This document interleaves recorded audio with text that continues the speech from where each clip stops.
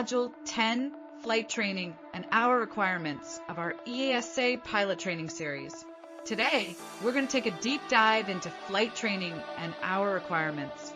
This session is designed to give you a clear roadmap of the milestones ahead as you progress toward becoming a professional pilot.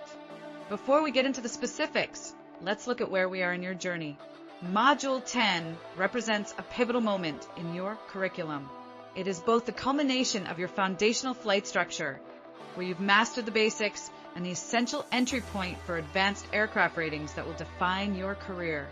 To understand the road ahead, we need to look at the structural progression of flight hours. Think of this as a building process. It begins with your foundational flight time, where you establish core competencies in single-engine aircraft under visual conditions. From there, we integrate the instrument rating, teaching you to navigate purely by your cockpit instruments. Finally, we move to the multi-engine transition, where you'll learn to handle more complex aircraft and the unique challenges of asymmetric thrust. One of the most important logistical aspects of your training is the simulator displacement model. Regulations allow us to use certified synthetic training devices, or simulators, to substitute for actual flight time on a one-to-one basis for specific modules. This is a highly efficient way to learn, but it's important to remember that there is a regulatory cap. These simulator hours cannot exceed a maximum creditable ratio, ensuring that you still spend the necessary time in a real aircraft to prove your proficiency. Let's focus on the multi-engine environment. The primary challenge here isn't just having more power, it's mastering aircraft control when that power is uneven, what we call asymmetric thrust. You'll be training in visual meteorological conditions, or VMC, to build your command hours and learn the nuances of handling a twin-engine aircraft safely and effectively.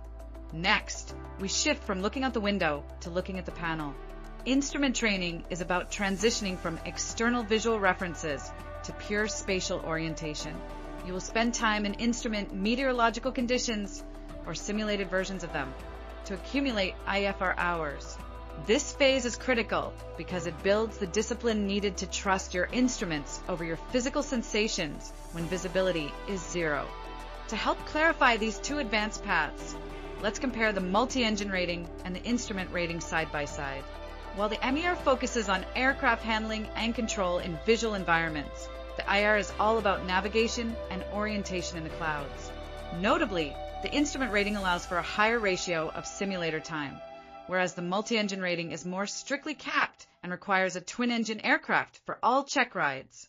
In conclusion, the most efficient way forward is the multi-engine instrument rating, or MER integration. By synthesizing these paths, you can reduce your total required flight time and maximize your simulator allowances.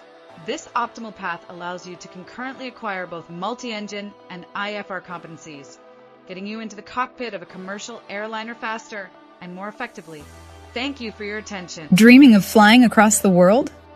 Not just India, but Paris, London, Dubai. An EASA license is your passport to global skies. Recognized in 31 countries and accepted by airlines worldwide.